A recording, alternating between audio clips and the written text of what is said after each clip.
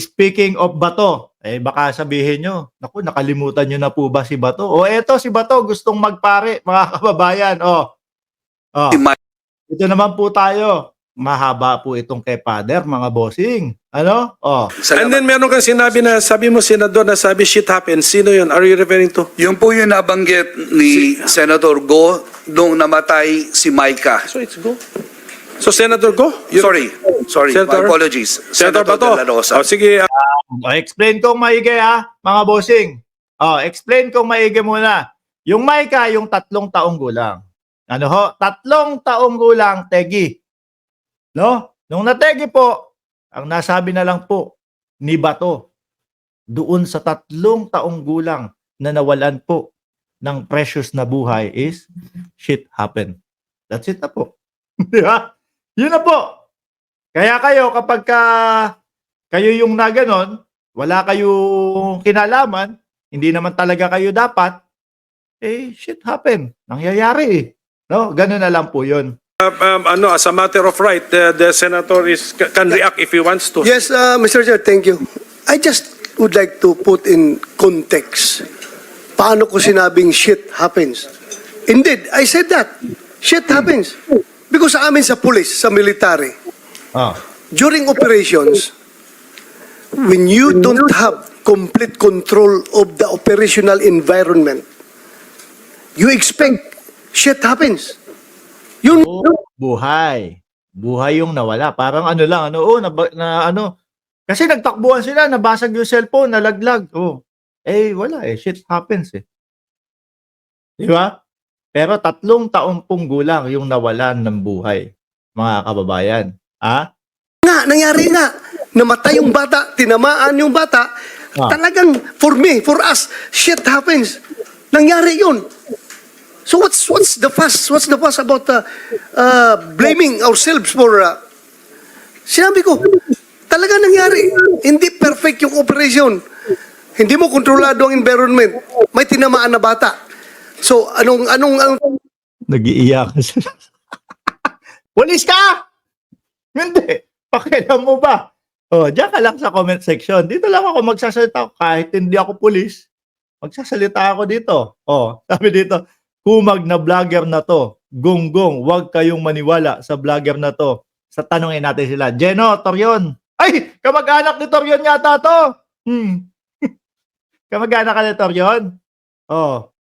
Tanungin natin sila, maniniwala ba kayo? Hindi. Sagot, mga DDS. Tuloy. Tawag ko dyan. Perfection happens? There's no perfect operations. Sometimes shit happens. That's what I say that. But that does not mean to degrade. Sana po mga kababayan, no? Hindi na lang po dun sa 3 taong gulang nangyari yun. Mga bossing. Baliktarin na lang po natin yung sitwasyon, mga kababayan. Tapos sasabihin, shit happened. Ganun lang. Nawalan ako ng anak, nawalan ako ng mahal sa buhay. Yun lang. The soul, the departed soul of that child na namatay. Ang problema lang sa inyo, Father, you are trying to capitalize my words para... Mga bossing, buhay ang nawala nga. No? So ano yun? Wala lang. Wala lang yun. Shit happen lang yun. Ganun lang yun.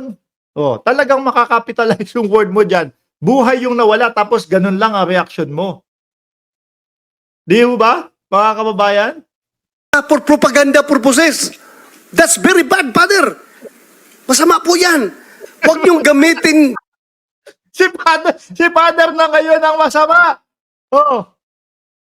Si Father na ngayon ang masama. Very bad, Father. No?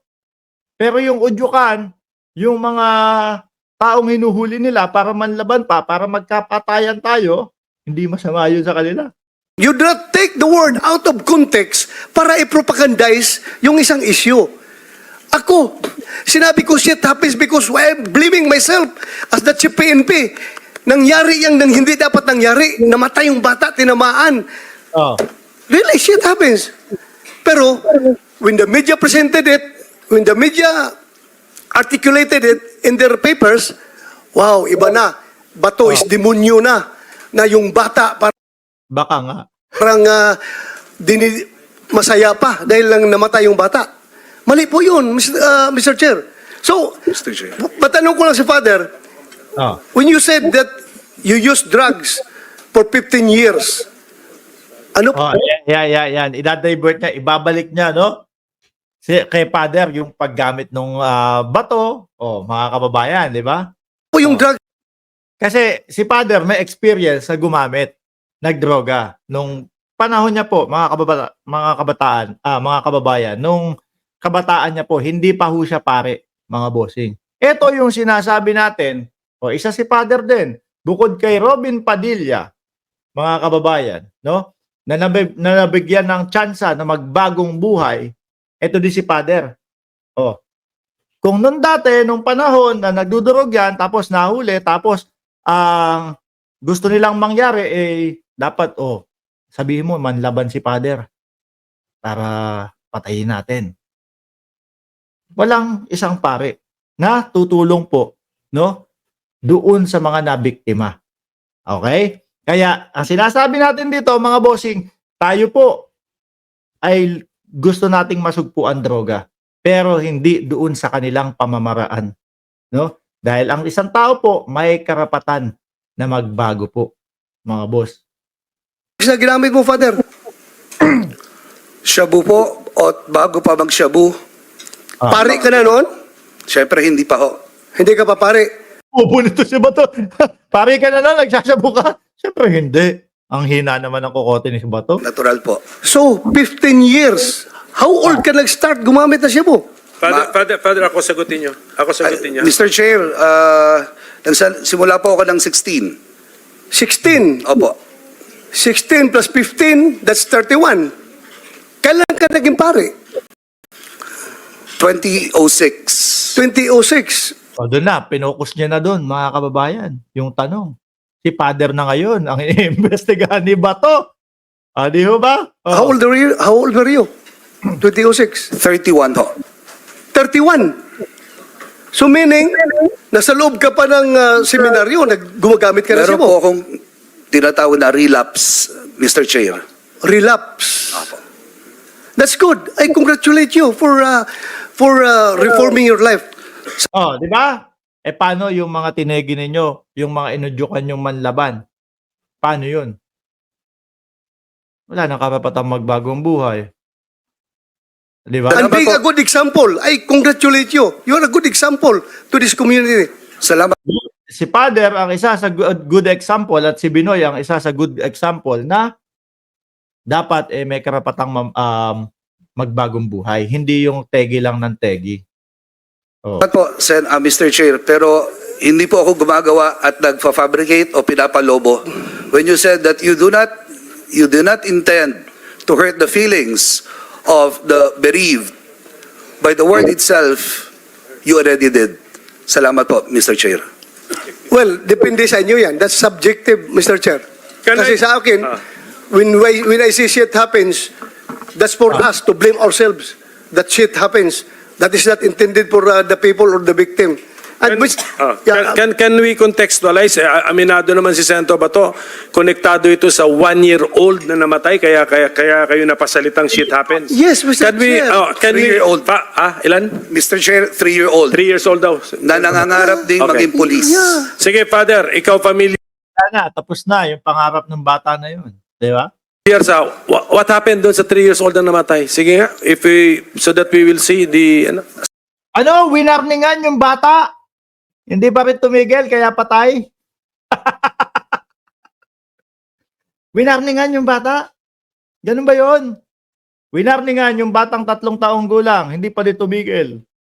Kaya tegi. Sa pagkaalala ko po ito po ay isang police operation at ang hinuhuli nila yung yung tatay, at dahil dito ay nadamay po yung anak, nadamay yung anak at namatay yung anak. I wouldn't want to give any Saan po yun? I wouldn't want to give any Place and then date, and then sa incidenting yun, yung 3 years old lang ang namatay? kasama po yung ama, Mr. Chair. Kasama ang ama. So, That is the Baka mamaya eto mga bossing baka nga mamaya kumbaga wala na. isama na yung bata. No, total nandyan naman. Di ho ba, mga kababayan? Di ho natin alam. No? Pero parang dito po sa mga tao na to, mga kababayan, mga boss, chief amo, sir, na ang buhay po, no, sila yung magdedesisyon. Narinig po nating lahat, mga kababayan, udyukan nyo para umabot sa punto na sila ay manlaban. Ano ho, mga boss? So ngayon po, bago tayo magtapos, mga bossing, nakita naman natin si Digong, no? Umattend sa hearing, 7 oras. Mahigit. 9 na oras, mahigit. Kung ilan mang oras, di ba? Pagkatapos nun, meron pang press conference. Baka naman pagdating nung sa Kongreso, may sakit na naman si Duterte. Baka magpalusot na naman kayo. Anyway, mga boss, chief amo, sir, sabi ko nga po sa inyo mas maganda na hinahayaan lang natin ang mikropono sa kanila. Dahil mas lalo nating nakikita kung ano yung katotohanan. Si Digong, mismong inilaglag niya yung kanyang sarili. Siguro ngayon iniisip-isip ni dating Pangulong Duterte, ano ba yung nasabi ko noon? Ba't ko sinabi na ini-encourage ko na manlaban? Pwede naman sumuko muna, suko na lang. Di ba? Mga boss, chief amo, sir, ako'y magpapaalam na po. No? Maraming salamat sa inyong pagtangkilik dito sa ating channel. Maraming salamat po sa sumusuporta sa gobyerno ng Pilipinas, lalong-lalo na kay Pangulong Bongbong Marcos. Paalam po.